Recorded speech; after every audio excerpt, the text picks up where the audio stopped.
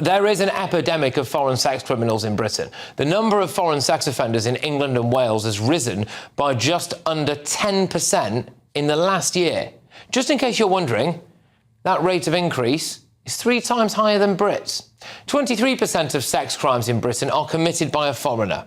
In London, up to 47% of all sex offences are committed by someone who was not born in this country, according to the Centre for Migration Control. We've had a spate of protests outside migrant hotels. Why? Well, because local people are worried about women and girls being sexually attacked.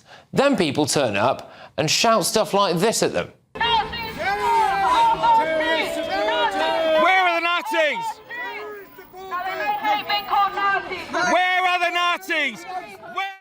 Oh, yeah, Nazi scum off our street. Right, well, 1 in every 100 people in a migrant hotel in Britain is currently wanted for a crime. So maybe think about that. Just this week, we learnt of a migrant, Aaron Hajj, from Eritrea, living in a taxpayer-funded hotel, who was jailed for sexually assaulting a woman with special needs in broad daylight. This is before, as well, we've got started on the issue with the Pakistani rape gangs. How much more evidence do we need for people to finally admit that mass immigration, both legal and illegal, is a threat to women and girls? The stats are there, they prove it, we know them now. Why are these people even here?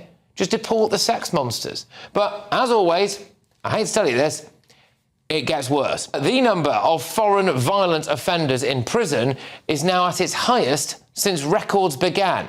Yes, that's right. It's risen by 8.8% in a year, nearly double the rate of Brits in prison for violence. 1 in 8 people in British prisons is a foreign national. And I don't think that even tells us the full story, does it? How many people are classed as Brits but aren't really? Like people who've just been given a British passport or who are dual nationals. Like, for example, the Rochdale grooming gang ringleader, Qari Abdul Rauf, who had both a British and Pakistani passport. So would he have been classed as British in these figures? It's an interesting point. There can be no case for any foreign sexual or violent offender even being in Britain. They all have to go. And we need to stop importing some people that clearly see women as fair game.